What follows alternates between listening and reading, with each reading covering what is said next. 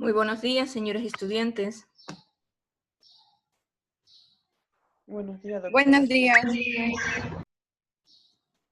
Bueno, espero que Buenos días. ayer tuvieran la reunión de bienestar estudiantil. No pudimos tener la clase, entonces, bueno, no estamos atrasados realmente, pero vamos a tener que caminar un poquito más rápido para llegar a tiempo con todas las tareas que tenemos que hacer en este primer parcial. Bueno, hoy día vamos a terminar la exposición, la primera exposición, que parece que solo quedan tres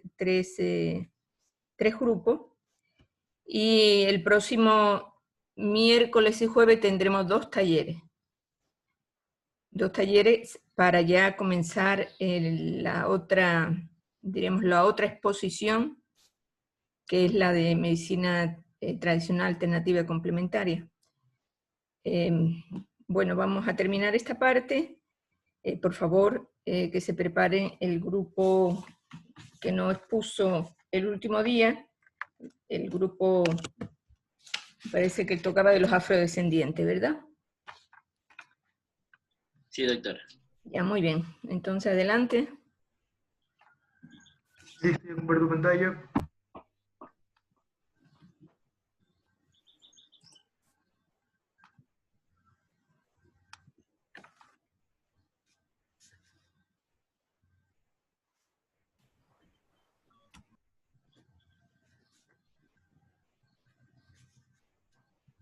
Muy buenos días,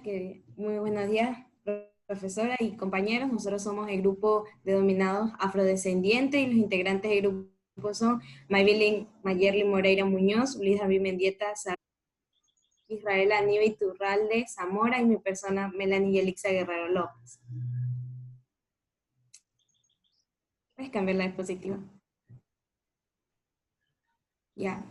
Los afrodescendientes, la categoría de afroecuatorianos se desprende del lectónimo afrodescendiente, que denota a los descendientes de africanos que sobrevivieron a la trata de esclavos en América. Además, comprende una doble descripción o pertenencia del sujeto, tanto en las raíces africanas, afro, como en la nación ecuatoriana. La siguiente.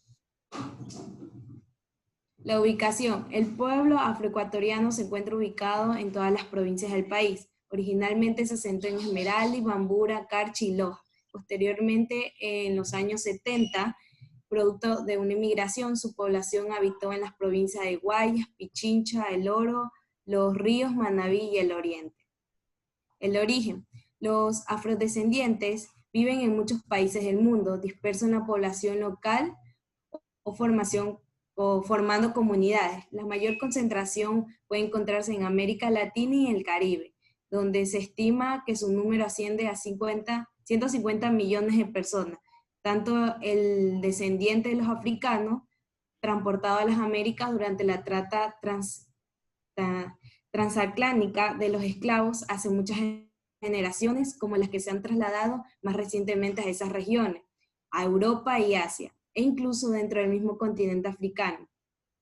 Estas son un grupo de víctimas concreto que continúan siendo discriminados como legado histórico de la trata transatlántica. Incluso los afrodescendientes cuyos antepasados no han sido esclavos sufren el racismo y la discriminación que todavía subsiste hoy en día. La siguiente. Su historia. La historia de los afroecuatorianos comienza en Esmeralda desde la época de la conquista y la colonización española. Sus costas fueron el escenario para fundamentar el reino de Quito. Para octubre de 1553, un barco proveniente de Panamá con rumbo a Perú naufraga en las costas de Esmeralda. Entre los africanos que logran sobrevivir se encuentra el cimarro Actón, quien guió al grupo de libres hacia la construcción de un reino o palanque. Esmeralda es la provincia que más tradición de asentamientos afroecuatorianos guarda. De sus 385.223 habitantes, el 39.9% son afrodescendientes, lo cual es la mayor parte de ellos se encuentran en la ciudad de Esmeralda y en los cantones de la zona norte, en las riberas de los ríos Unsole, Cayapas, Santiago, Río Bogotá, Cachabi y Tulubí. La siguiente. El Valle de Chota. Los afroecuatorianos asentados en el área denominado Valle de Chota y Cuenca, en el río Mira, se sitúan geográficamente en la provincia de Bamburi y Carchi. En el Valle de Chota, la presencia de los afrodescendientes africanos fue mucho más importante en cualquier otra parte del Ecuador, luego de Esmeraldas. La siguiente.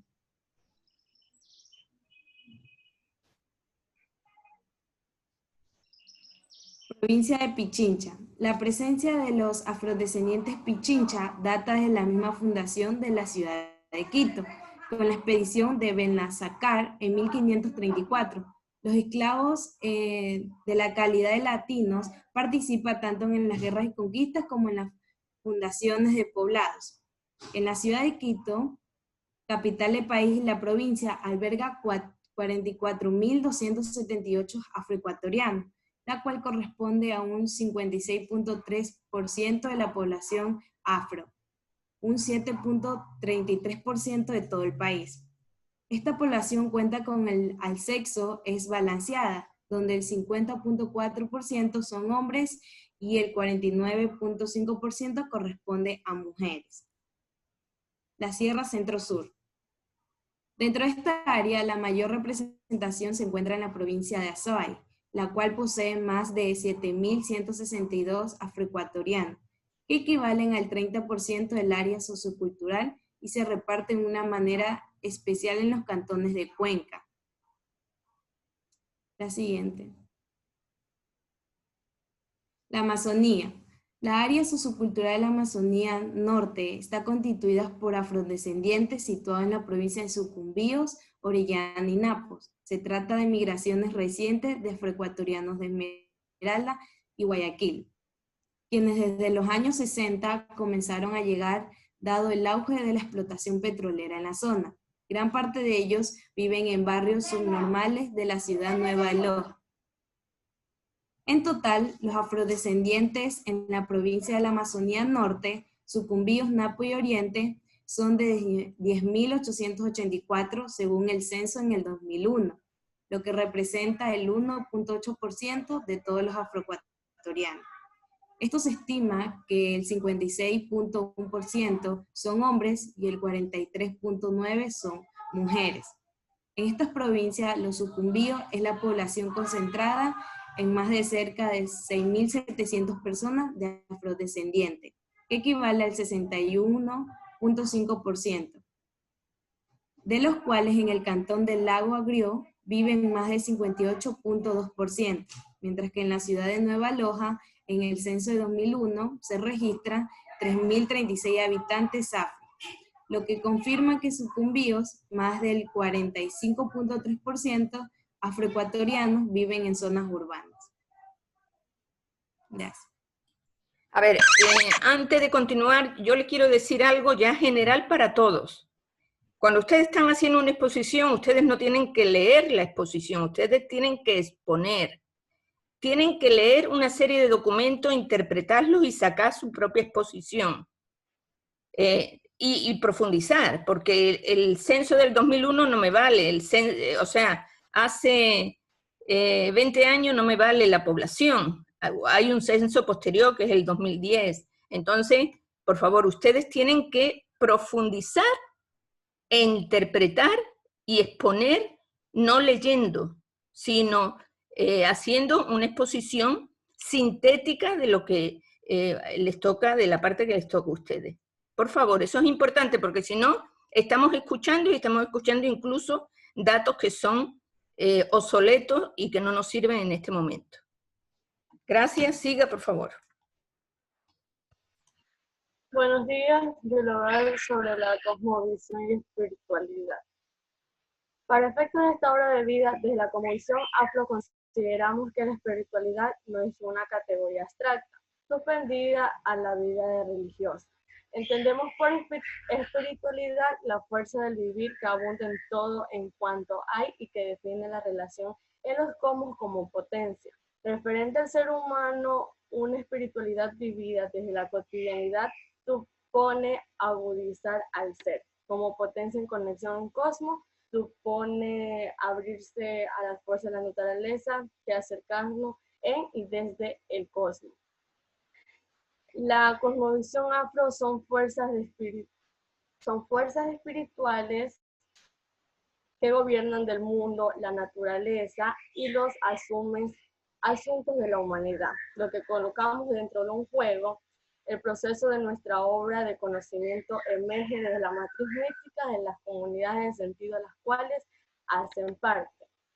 Para garantizar vida propia a esta obra del conocimiento como hijos e hijas de la matriz mística, invocamos de la presencia de la cosmovisión del pueblo afro, a los rasgos del tiempo y el espacio compartidos. El sentido de la comunidad desde el núcleo familiar, los símbolos referentes a resistencia y manejo de secretos, la oralidad como patrimonio y arte, el comer y beber juntos como acto de fe. Siguiente diapositiva. La organización social. La organización de afros representa la necesidad de la unión para lograr un reconocimiento y la lucha por sus derechos. Si bien a juicio de los entrevistas, la discriminación racial en el departamento, la necesidad de lograr una visualización y un reconocimiento. El interés del presente manuscrito es precisamente poder sistematizar entre estas experiencias organizadas a partir de sus historias, logros, dificultades y principales retos que enfrentan como colectivo. Las viviendas. Las viviendas tradicionales tienen techo de paja, pilotes altos en Guayacán y palmas resistentes al agua. Para las vigas y columnas utilizan el palomulato y para los pisos las paredes de Tiguarastrojo y el ani. Un rasgo característico de las casas del litoral son sus balcones, que aparecen engalanados con tejidos minuciosos y delicados, elaborados con maderas de Tiguarastrojo y el cedro rojo. La técnica de filigrana es aplicada en estos materiales para producir famosos calaos y festones labrados que luego son pintados por tonos celeste, verde, azul, rosa y naranja. Las transformaciones en las viviendas aparecen unas respuestas a nuevos patrones de consumo, distinción, diferencia social y expresión cultural, que busca resolver problemas prácticos de ventilación e iluminación, pero también responde a una nueva estética. Hay diferentes tipos de vivienda, como la vivienda autóctona, hecha con materiales que proporciona el medio como palos, palmas y gradúa. Las viviendas tradicionales son hechas con materiales del medio que tienen como alguna transformación, como por ejemplo la esterilla de barro. Y por último, las viviendas híbridas, combinadas con materiales del medio transformados como materiales modernos, como el cemento, el zinc, el asbesto y el cemento. Siguiente diapositiva. Las lenguas maternas fundamentales para la preservación de la historia, costumbres, tradiciones, memorias y modos únicos de pensamiento. Expresan de los pueblos indígenas en el Ecuador y en el mundo. El proceso histórico de transformación de los pueblos y las lenguas maternas han sido uno de los elementos fundamentales e impulsor de las diferentes estrategias de lucha por la reivindicación de los derechos del pueblo. Según la ONU, existen 370 millones de indígenas en el mundo. En Ecuador habitan 18 pueblos y 15 nacionalidades, en las que se configuran y convergen con externa complejidad de 14 lenguas maternas, como las son el Angae, Achuarchicham, Aguayit, Chapalá. Estamos hablando de los afrodescendientes. Ya hemos visto esas lenguas, por favor. Concéntrese en su presentación de afrodescendientes.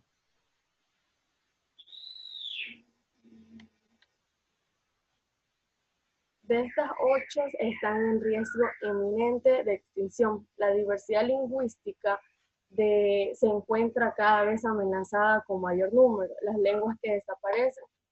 Alrededor del mundo hay 2.680 idiomas en riesgo. Gracias.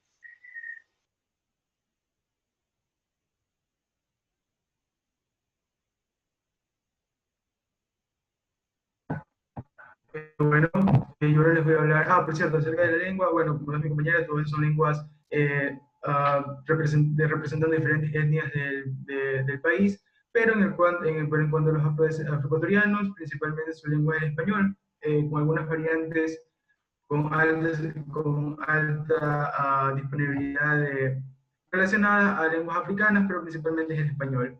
Bueno, ahora yo les voy a hablar acerca de la vestimenta. La vestimenta utiliza gran variedad de colores. Esto es algo que caracteriza en buena medida el pueblo afroecuatoriano. Es un pueblo brillante, un pueblo lleno de colores, lleno de formas y figuras.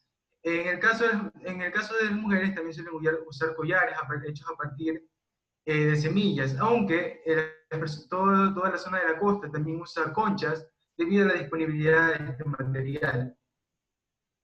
También suelen usar turbantes. Esto generalmente no es muy común en todas las zonas donde se encuentran los afrodescendientes, pero sí bastante en la zona de Esmeraldas. En cuanto a los hombres, bueno, los hombres usan pantalones arremangados y pañuelos. Estos pañuelos generalmente son de colores brillantes. Algunos suelen usar sombreros de paja tuquilla, que esto es algo bastante común en la costa, no tan solo de los afroecuatorianos, sino también de los montubios y de otras etnias dentro del país. Básicamente aquí podemos ver en imagen cuáles son la vestimenta propia de esta región. Aquí hay una pequeña diferencia que ha cambiado con el pasar del tiempo, que es que antes usaban el material del yute para amarrarse los pantalones. Ahora con el cambio del tiempo han empezado a utilizar cinturones.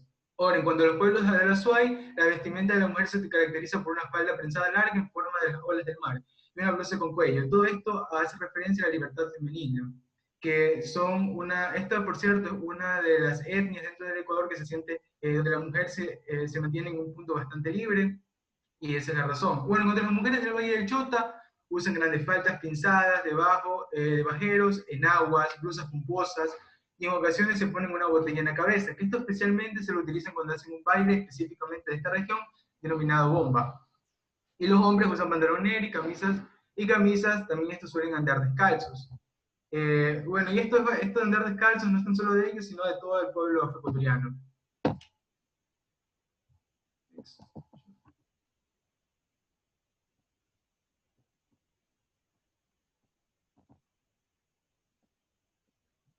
Ahora les voy a hablar acerca de las costumbres. Las costumbres más populares de los afroecuatorianos podemos destacar la música.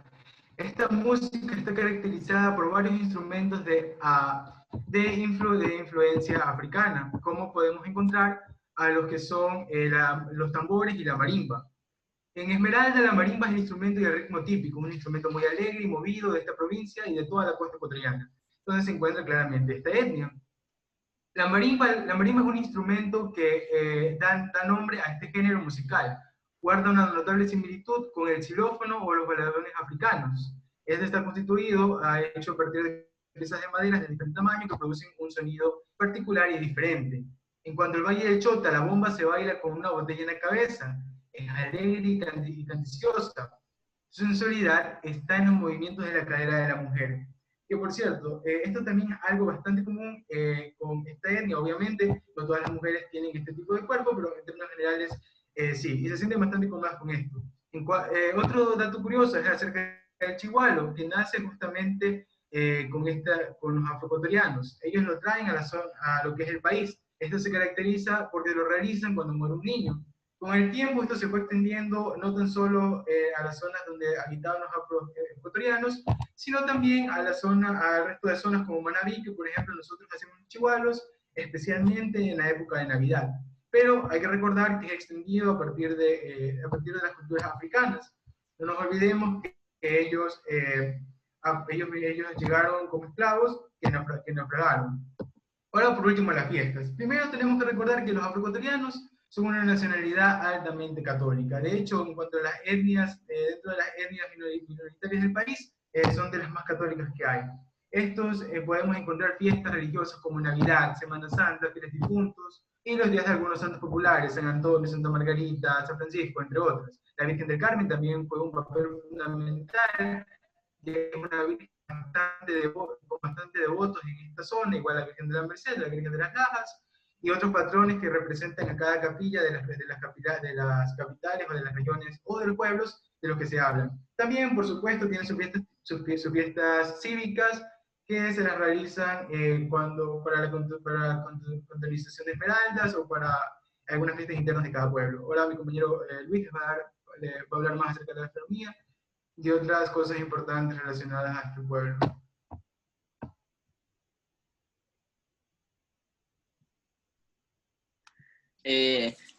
Aparte de ser una comunidad de los afrodescendientes muy llamativa, la gastronomía es una de las que hace que esta tribu sea bastante representativa, teniendo como platos representativos, o sea, lo que más ellos hacen o los mejores elaborados son el guandul con yuca, locro de habas, que también se conoce como locro o sancocho de habas, el dulce de frijol, la chicha de arroz y el guarapo, que el guarapo no es nada más que la extracción del jugo de la caña de azúcar. La economía, siguiente diapositiva. La economía se dedicaba bastante a lo que es la elaboración de máscaras de arcillas, al igual que la agricultura y la manufactura, pero en diversos productos de arcilla. Eso era en respecto a la economía, y lo que los hombres se dedicaban era a la pesca, que ellos construían sus propias redes para poder pescarlos en los grandes ríos o en los mares, y usaban un instrumento llamado la catanga, que esta era más utilizado en lo que son en los ríos menos profundos. Y también el trasmayo, que era para usar para capturar a los cangrejos. En gran parte las mujeres se dedicaban a lo que era el comercio y a la elaboración de tabaco, y al igual que la agricultura y la caza, pero esto eran en menor cantidad. La siguiente. La artesanía. Este pueblo también es muy reconocido gracias a su artesanía, ya que los afrodescendientes trabajaban en la damagua y en la concha espóndilu. En la damagua elaboraban una serie de objetos en los que plasmaban su cultura ancestral, y lo que más imprimían en este material eran figuras de hombres y mujeres danzando, marimba, o también lo que plasmaban eran los paisajes. En la artesanía también se ofrecían lo que eran el coral, la concha espóndilu, la tagua, la caña guadúa, la madera, las conchas de coco, el pambil, que esto eran materiales en los cuales ellos plasmaban su artesanía, y también en lo que elaboraban aretes. Gracias.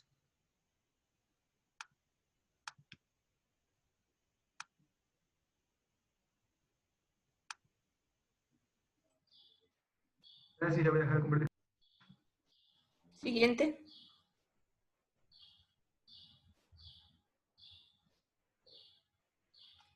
Ya terminaron la exposición. Sí, ahí terminaba lo que es de los afrodescendientes. Vamos a la siguiente exposición.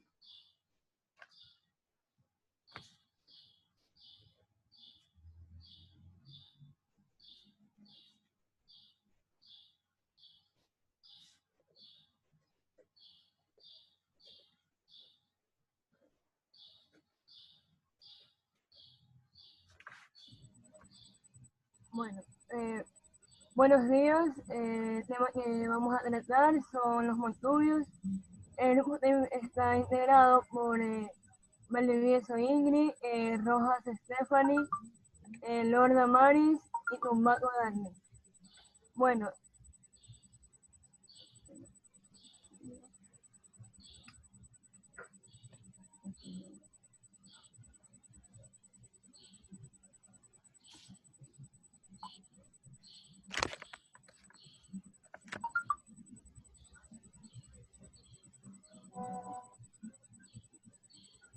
Adelante. Un momento que se quedó la laptop. Ok.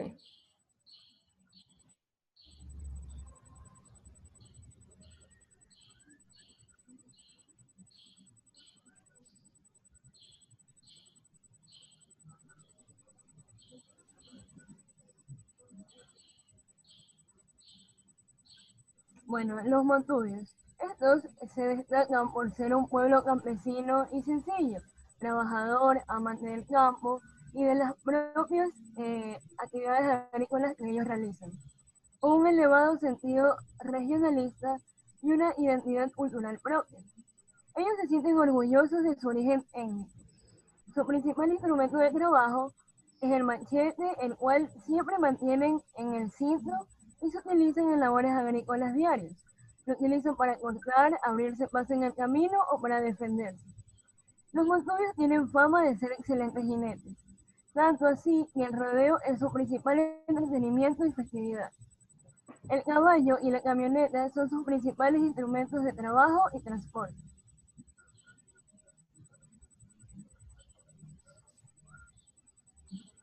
Origen e historia.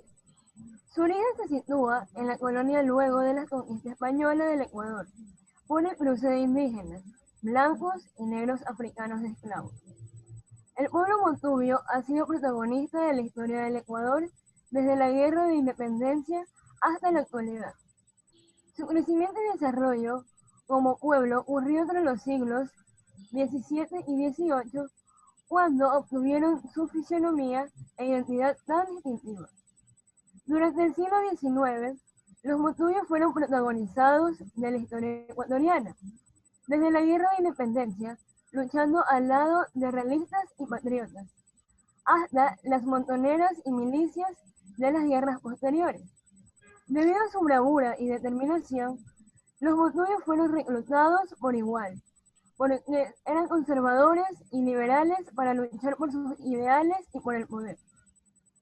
El primero en describir al pueblo montubio fue el viajero inglés William Bennett Stevenson en su libro Narración histórica y descriptiva de 20 años de residencia en Sudamérica.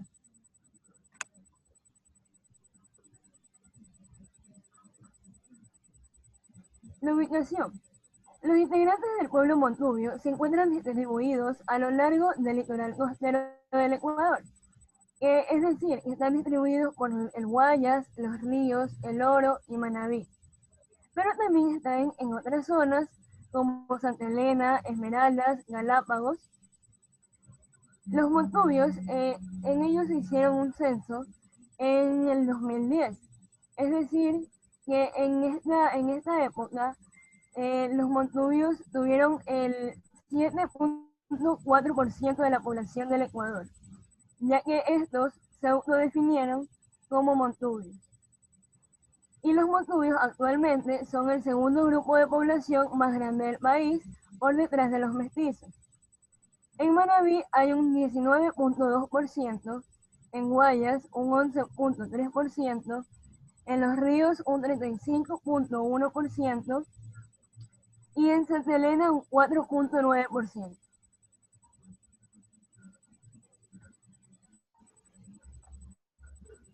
Organización social.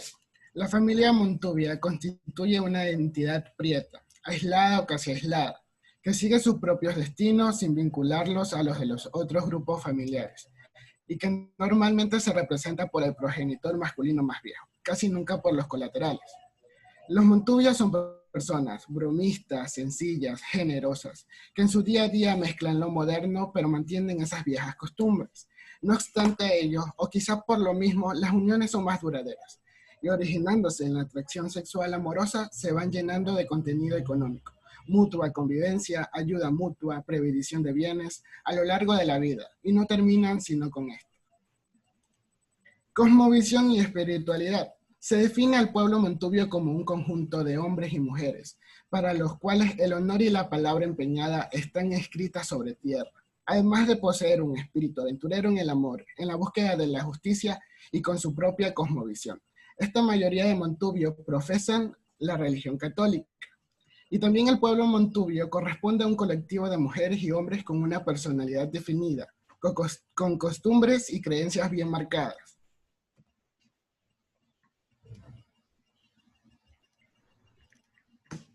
Su lengua. El lenguaje montubio es muy distintivo, ya que es un lenguaje lleno de amorfinos, rimas, que es consistente, entendible y muy atractivo al oído. Es decir, que el hombre montubio, aparte de ser mítico, es dueño de su propio lenguaje, ya que lo hace propio. Tan propio que justamente caracteriza a esta población por su socialización verbal. Es decir, que el dialecto no es otra cosa que un referente de identidad en el pueblo montubio. Su vestimenta. En las mujeres generalmente se puede apreciar que usan una amplia falda floreada de muchos colores, una blusa hasta el ombligo con vuelos y usualmente pies descalzos. En el hombre suelen utilizar una camisa blanca, liviana, pantalón corto, que es generalmente blanco, y pañuelos de colores brillantes en los cuales destaca el rojo en su cuello, un sombrero de paja toquilla, y al momento de trabajar en el campo suelen utilizar botas largas de caucho y un machete. Su vivienda. Las viviendas son tradicionalmente habitan en viviendas que son de caña y madera, en las cuales en su mayoría son construidas por los jefes de la familia, es decir, sus patriarcas. Estas estructuras se destacan porque suelen ser altas, son adornadas con balcones y escaleras altas, valga la redundancia. Claro que con el paso de los años se ha ido perdiendo esto y sus viviendas ahora se construyen a nivel de tierra.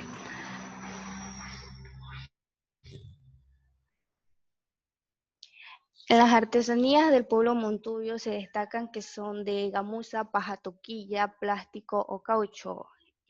Sus artesanías tienen distintos significados. Por ejemplo, la herradura se usa para la buena suerte, la estrella significa que es de sabiduría, la cabeza de una vaca, que esa persona se dedica a la ganadería, y si es de un caballo, que es un jinete. Los sombreros que caracterizan a la población montubia de la costa son los que más sobresalen en sus artesanías y entre otros artículos de uso diario, como son el abanico, canastas de todo tamaño, hamacas, petates, monturas y artículos que usan generalmente para la pesca, como tarrayas, anzuelos, entre otros.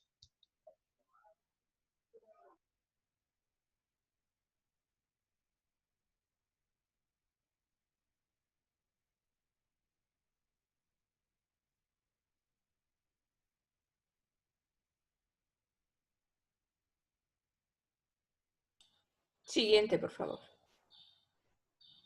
Ya, lo que es costumbres. Las formas de comportamiento particular y las tradiciones de la comunidad montubia son muy ricas y variadas.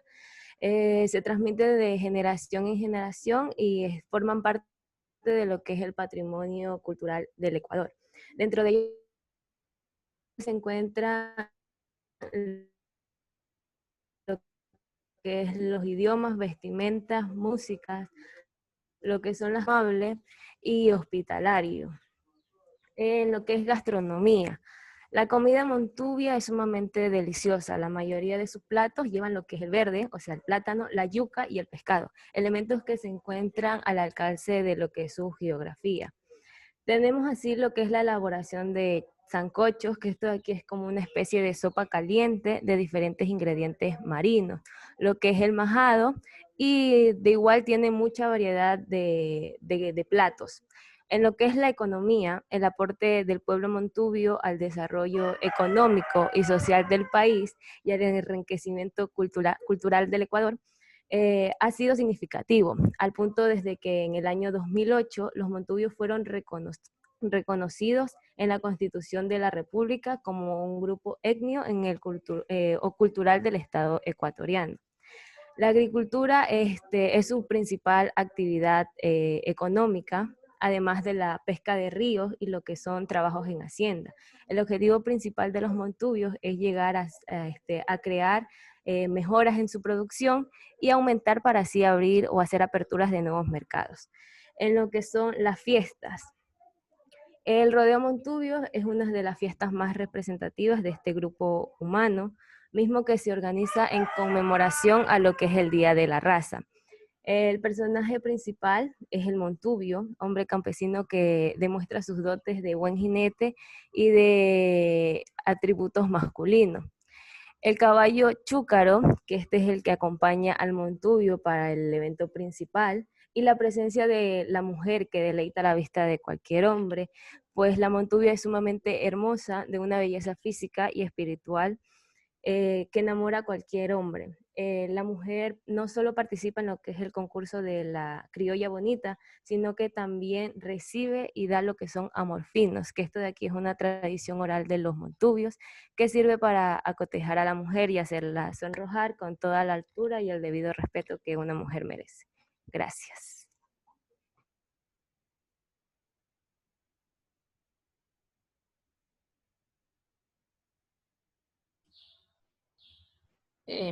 Bueno, pasamos al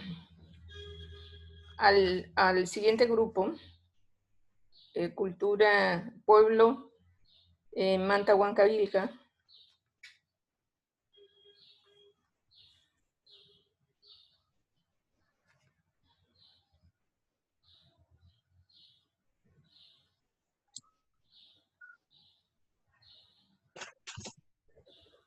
Buenos días, doctora. Nosotros tenemos el tema número 8, a la cual le corresponde a los cholos Manta Huancavilca.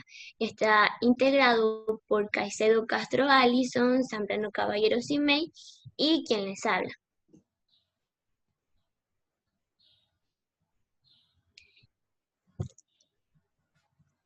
El origen de los huancavilcas. En nuestro país, el cholo es descendiente de las sociedades originarias de la costa. También podemos decir que el término cholo en el litoral ecuatoriano identifica a los descendientes de los pueblos nativos quienes fueron asesinados o perseguidos. Ahora les voy a hablar un poco sobre la historia de los huancavilcas. Los huancavilcas eran un importante pueblo indígena que durante el siglo XV ocupó las zonas aledañas de los ríos Daule, Babahoyo, Iguayas y el Golfo de Guayaquil. Estos fueron guerreros valientes que estos se negaban rotundamente a ser dominados o sometidos por otros pueblos. Así que poco después, cuando Tupac Yupanqui llegó a sus tierras tratando de ampliar sus dominios, les enviaron unos emisarios con la misión de pedir que les mandara una delegación de nobles y capitanes para que los instruyeran y los educaran con su cultura, con su doctrina, etcétera, etcétera. Y así cuando estos llegaron, pues los huancavilcas los recibieron muy amablemente, pero aprovechando el descuido, aprovechando el tiempo, estos los aniquilaron a todos. Hicieron esto pues con el fin de evitar de esta manera ser dominados por los conquistadores peruanos. Años más tarde, luego de esta heroica resistencia, que ocasionó miles de muertes a los invasores incas, pues fueron finalmente subyugados por Huayna Cápac, la cual decidió que para castigar su osadía ordenó que fuera degollada la 10ª parte de estos. Así que posteriormente a la llegada de los españoles, estos lucharon bravamente para defender sus tierras y costumbres. Y en 2 ocasiones destruyeron la recién fundada ciudad de Guayaquil. en la que finalmente, debido a la inmensa superioridad militar de los españoles, pues los huancavilcas fueron derrotados. Fueron vencidos, la cual tuvieron que capitular, pero imponiendo todas sus maneras, sus condiciones. Siguiente.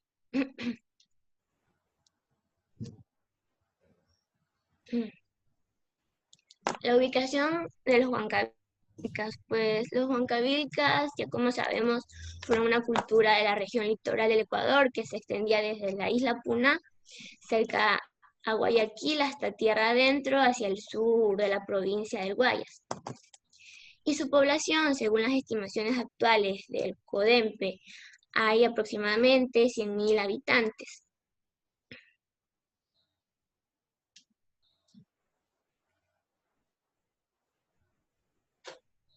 Cosmovisión.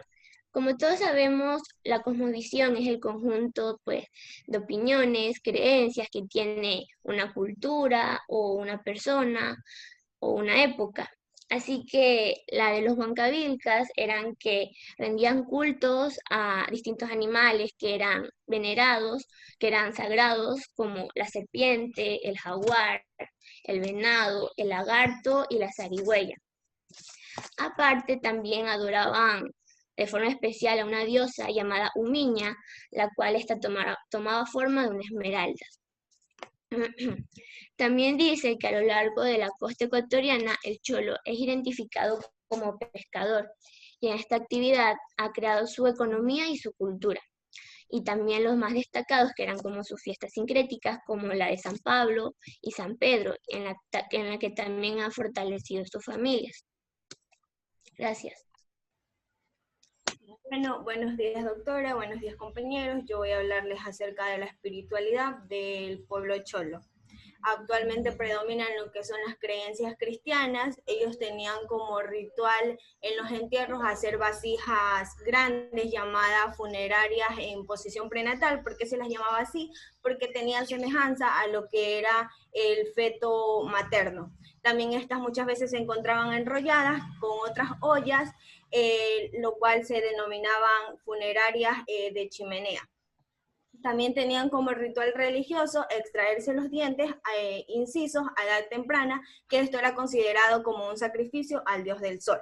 Eran conocidos como una raza guerrera porque nunca dudaron de su identidad cultural.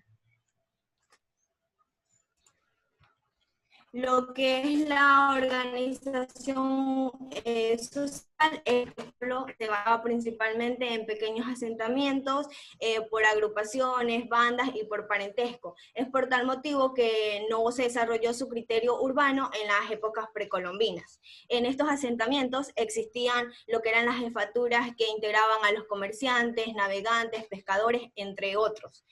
Su jerarquía política se basaba en lo que eran los caciques, los chamanes y las jefaturas antes mencionadas. El elemento clave de la jerarquía era lo que se conocía como la silla manteña, que era hecha de piedra. Aquí se sentaban lo que eran los principales caciques y los chamanes. Los principales caciques que se sentaban aquí poseían figuras humanas, mientras que los chamanes poseían figuras animales. Al ser halladas estas sillas, se puede deducir que el pueblo cholo fue un centro manteño considerablemente grande por su gran poder político y religioso. Sus viviendas, las viviendas las podemos diferenciar porque eran antiguas y actuales. Pues las viviendas antiguas, sus bases eran de piedra, sus paredes eran hechas de madera, al igual que sus techos, pero estos estaban cubiertos por lo que era la paja. Estas casas eran hechas en edificaciones bajas por seguridad antisísmica y podían vivir 3 familias sin ningún problema. Actualmente el pueblo cholo vive en edificaciones de cemento, es decir, construcciones mixtas, lo que son techos de zinc, paredes de cemento armado, y actualmente solamente vive una sola familia en cada una de estas viviendas. Su lengua, la lengua actual del pueblo huancavilca o cholo, es el castellano. Su vestimenta es súper original. Los hombres utilizan un pantalón de cuero de venado, basta ancha hasta los tobillos, no usan zapatos y lo que siempre los ha caracterizado es su sombrero de paja toquilla. Pues las mujeres usan una falda una falda llana o frufru sin zapatos, utilizan carteras que son hechas de piel de animales y pues se peinaban con lo que eran las espinas de pescado. Muchísimas gracias.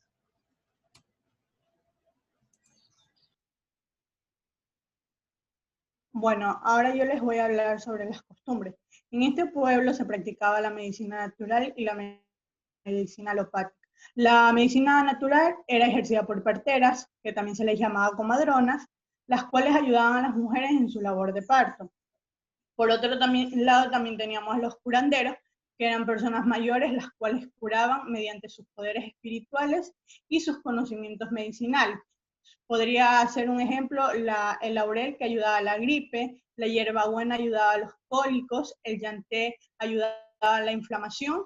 Bueno, otra costumbre que también tenían era que se daba lugar en los solsticios, en las cuales se utilizaba la muy característica silla de piedra en forma de U. Economía. Bueno, la cultura chola posee un valor social como pueblo que aporta sustancialmente a la economía regional. Esta tiene dos escenarios compartidos, que son el mar y la franja de la costera litoral ecuatoriana. En estos dos escenarios desarrollan varias actividades, como son la navegación, la pesca, la artesanía, la agricultura, el comercio y la producción de sal. El cholo hereda de sus padres y transmite a sus hijos sus experticias como navegantes, que son realmente lo que más los identifica y cuya actividad sustenta la economía de su familia y de su pueblo. En cuanto a su gastronomía, la cultura chola es muy atractiva, pues tiene un sabor especial. Su alimentación tradicionalmente se basó en el maíz, la yuca, los frijoles, los alimentos de mar y diferentes géneros de hortalizas. Y, por ejemplo, algunos de estos platos son el maciado de plátano molido con michuya o camarón, que actualmente es conocido como el rallado de plátano. También tenían el caldo de cangrejo, el caldo de bolas de plátano, llamado la cangrejera, y el dulce de maíz. Bueno, en cuanto a sus fiestas, las más representativas tenemos la fiesta de San Pedro y San Pablo, que es un patrimonio cultural inmaterial del Ecuador. Así se lo estableció el Instituto Nacional del Patrimonio Cultural el 28 de junio del 2007. Es una fiesta de sincretismo de la cholería de la costa ecuatoriana que transformó la tradicional fiesta de la cosecha y veneración al mar en una fiesta religiosa del catolicismo colonial, originando una celebración sincrética que, según las versiones de los ancestros, esto tiene un poder sobre las culebras, la agricultura y la pesca. Entonces, si en el cielo se encuentran contentos, en la tierra sus devotos no van a sufrir de mordeduras de serpiente y las cosechas y la pesca serán muy buenas. Es por ello que durante estas fiestas podemos observar a personas con culebras hasta de 2 metros en sus cuellos. Bueno, otras fiestas también serían la del Señor de las Aguas el 30 de mayo y la fiesta del mono el 30 de septiembre. En cuanto a sus artesanías, tenemos el arte de tejer en paja toquilla, sobre todo resalta el sombrero, que es considerado un patrimonio cultural inmaterial de la humanidad. Esto fue reconocido por la UNESCO el 5 de diciembre del 2012. El pueblo cholo viene ejerciendo esta actividad desde hace 4000 años antes de Cristo, y la materia prima para esto es la Cardulovica palmata, pero se la conoce como la paja toquilla. También tenemos la construcción de embarcaciones artesanal. Esto nace en el astillero de Guayaquil por su cercanía a los árboles de madera resistente, largura y flexibilidad, a lo que se suma la habilidad de los nativos de la cultura manteña huancabil. También tenemos por último la pesca artesanal, que esta se daba con el palo de balsa, de caña guadúa, la canoa hecha del tronco del ceibo, y las capturas de esta pesca van al mercado local y nacional para la alimentación de los hogares ecuatorianos y para mantener la gastronomía en el turismo de hotel, en los hoteles y en grandes restaurantes. Gracias. Muy bien. Quería preguntarles algo. Ustedes originalmente eran 4 personas, ¿verdad? En el grupo. Sí, éramos 4 personas. ¿Y qué ocurre? Pero es que el otro compañero que se encontraba en nuestro grupo se retiró, entonces por eso sí. ¿Cuál es el compañero que se retiró? El compañero Cuenca. Cuenca, ok. Muy bien, muchísimas gracias. Muy bien, pues hemos terminado de exponer la diversidad cultural del Ecuador. Entonces, el próximo día vamos a hacer un ejercicio, un taller, donde ustedes igualmente se repartirán en salas para trabajar sobre la identidad cultural de los ecuatorianos, ya independientemente de la diversidad cultural que existe en el Ecuador, que son los aspectos, los rasgos que unen a todos los ecuatorianos. Entonces eso vamos a analizarlo, ustedes van a discutirlo, van a reflexionar sobre eso en ese taller. Y también al día siguiente vamos a tener otro taller que se va a referir a la revisión de documentos para ver las costumbres de la diversidad cultural, y ahí terminaríamos básicamente pues ya esta unidad. Yo les voy a dar el último día, o sea, el próximo jueves, les voy a dar una introducción a lo que sería la medicina alternativa tradicional y complementaria, para que ustedes ya empiecen a preparar la otra exposición, que sería ya de la segunda unidad, y básicamente con eso pues terminaríamos ya el primer parcial.